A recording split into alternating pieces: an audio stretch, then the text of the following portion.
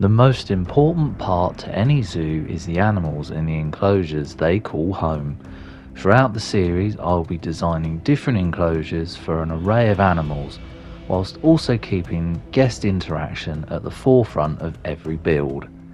Join me each week as I tackle a new enclosure and idea and try and bring it to life within Planet Zoo.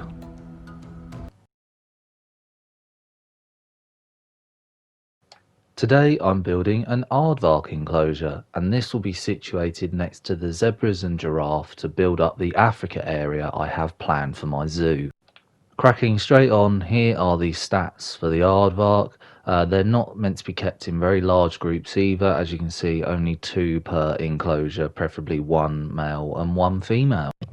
I knew with this build I wanted it to have a similar theme to how I built the giraffe and zebra house, so that it all coincided in one. So I used the same African texture to build up the wall and the perimeter, and as you can see there are some lower sections. This is where I'm going to place some windows so that guests can see straight in and see the aardvark.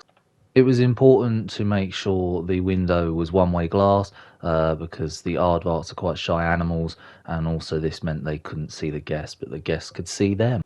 Onto the aardvark house. I knew I wanted this to be at the back of the enclosure here in the corner, because obviously that's where the walkway is for the giraffe and zebras, and there really isn't a lot to look at back there anyway.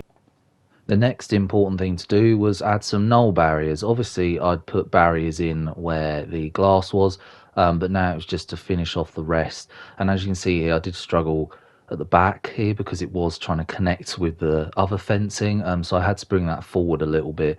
And later on in the build you'll see that I place a lower wall so that the aardvark can't access this area, and I suppose it would be a nice sort of place for the keepers to keep their tools and things like that.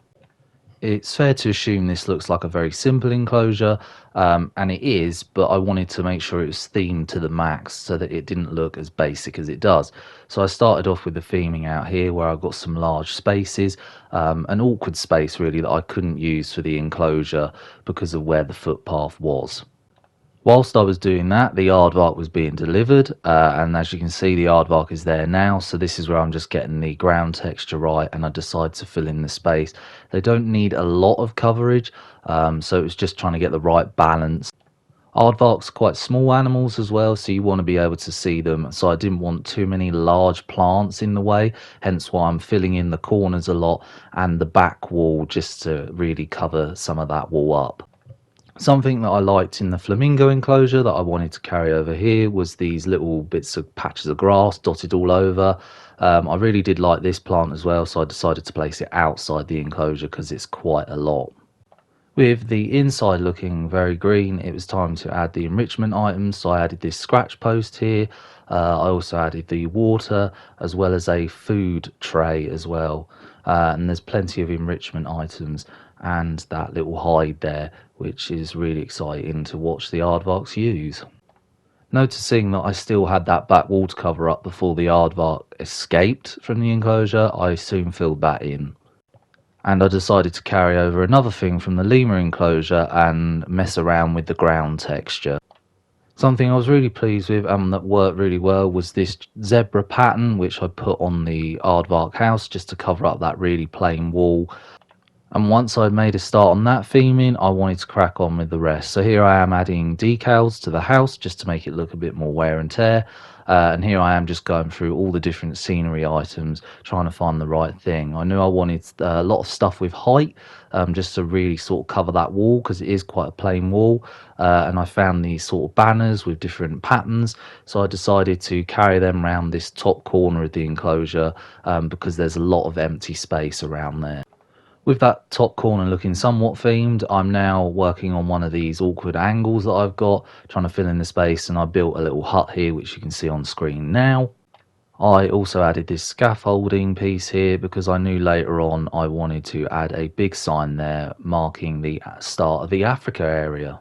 Something that I haven't done in this series so far is theme the inside of the enclosure really with some big sort of set pieces like that tent there. I've also got these poles, and then once I'd done that I decided to crack on with the rest of this back wall by adding some rock work just to give it that different texture. Another important part of these builds, the information screens. I do like using the tellies a lot, which you'll see throughout this series so far. Um, they're just nice and simple, and obviously you've got the ones on the stand and the flat screen ones that can be placed up against a wall. Here I'm placing that sign I mentioned previously, and another important part of this enclosure, whilst not directly connected to it, is this little island here between the paths. I wanted some more benches. There is some up on the giraffe and zebra walkway, but I wanted to theme this, so I brought out some more rocks and piled them up, and I also added a plant pot and placed a palm tree in there, so there's a bit more shade when people are walking around the zoo. I really enjoyed this build, and it was nice to have a bit of a break from some of the larger builds I've built so far within the series, and I look forward to returning to some slightly smaller builds again soon.